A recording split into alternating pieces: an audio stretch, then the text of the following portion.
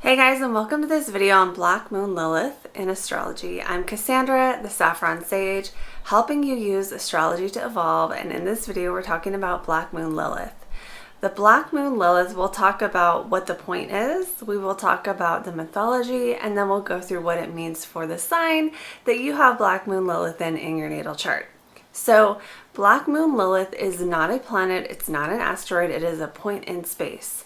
It's called a lunar apogee, and it is the distance from the Earth to the furthest point on the moon's orbit. So the moon travels around the Earth in an elliptical orbit.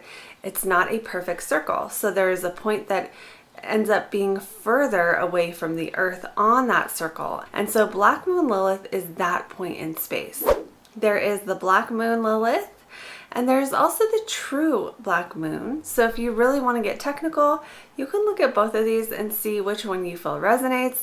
But for the purposes of this video, just simply clicking Lilith in the chart on other objects in astro.com and seeing where it shows up in your chart, that is enough to get value out of these videos.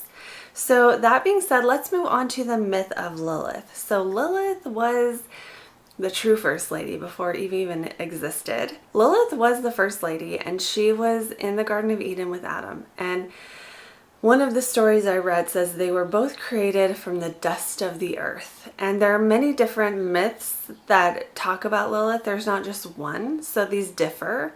But the gist of the story is that she wanted to be on top. Adam said, "No, you'll submit to me," and she would not submit. And because she would not submit, she got kicked out. Some people say she left, some people say she got kicked out, but the sort of overarching theme here is that she was not accepted just for having the same desires that Adam had. I think it's so fascinating that this story isn't even told. And so again, here the myths differ, but they all kind of basically curse her in some way or another.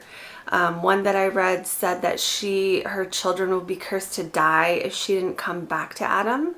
So we see the themes in this story of, the masculine need for power and control and the feminine need to be wild and free, and how those don't match up.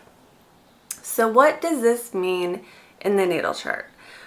Lilith has, in my opinion, two meanings. Okay, so one meaning is that Lilith can be the shadow. So this can be an area of life where you tend to overdo it. You have maybe too much of this energy, or the way that you express the energy wherever your Lilith is in your chart is like the shadow side of that sign, the negative side, the overindulgence.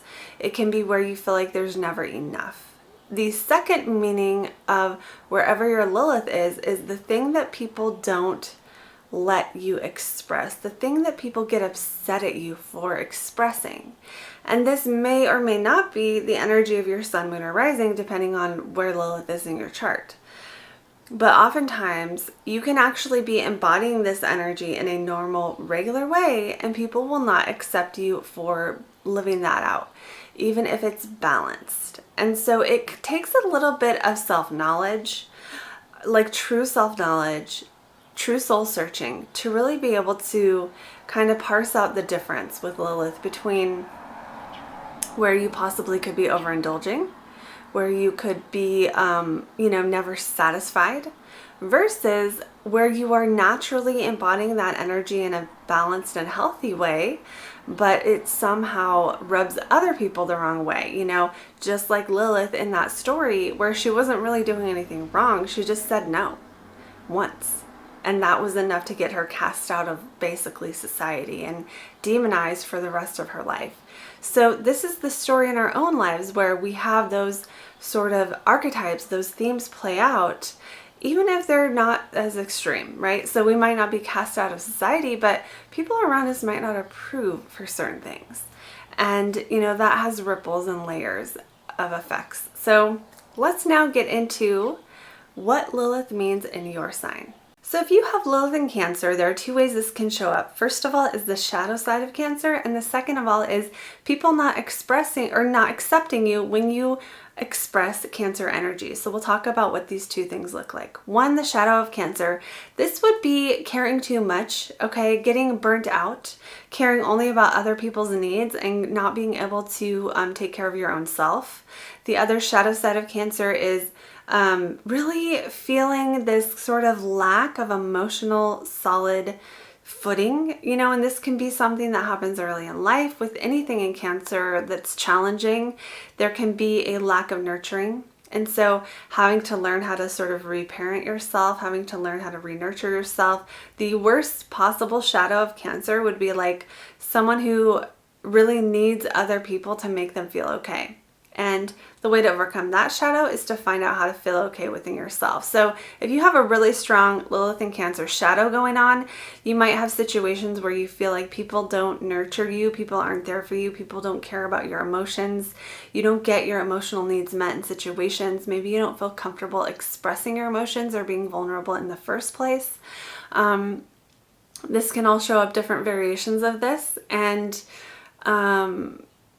again, with Cancer, the only thing a person can really do to overcome it is learn how and when to be vulnerable, but really to start with like your own self-talk, your own, your own, are you there for yourself? Because when you are fully there for yourself, you don't feel that lack of other people being there for you. And I know that sounds so general and easy. It's not easy. It is not easy, but it's kind of the only way to deal with that lack of nurturing problem. So let's go on now to what it can look like if you are being like rejected for other people for expressing this energy. So Cancer is the mother. It is the sign of being a nurturer. It's all about making people feel okay. It's like if you have a group of people and you're the one who makes everyone feel okay. You're the glue that holds the family together.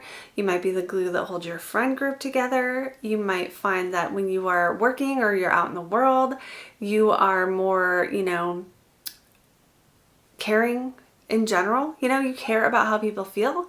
The thing is, with Lilith here, if you express any of this stuff, whether it's strong in your chart or not, people will reject you for it. It's like you're being a baby. Nobody wants to hear that. You might find in life that if you try to comfort someone, they actually don't like it. So you just may find people reject you when you are nurturing or when you want to be nurtured. Okay, so this can go back to childhood. This can go back to having to toughen up too soon. This could be having people around you who are rough and tough and you're not. And so for some people with Lilith and Cancer, what you can end up doing is shut that part of yourself off completely. And if that's working for you, I'm not here to say stop, but if you find you relate to that, and remember this is a spectrum, so you're going to be somewhere on the spectrum because it's a general reading, a general video. But basically, if you've shut that part of yourself off, then you may just never express your own vulnerability ever. You might just not tell people when you are hurt, when you are upset, when you have a feeling. You might just never want to do that because of the whatever experiences you've had with this Lilith of being treated like when you have needs, you are wrong. And you can also book a private reading with me. So click the link below if you want to do that. We can look at your Lilith and just in general, are you on the right path? What are your next steps? How to really live in alignment with your chart. And yeah, so click the link if you want to do that, and I'll see you guys later.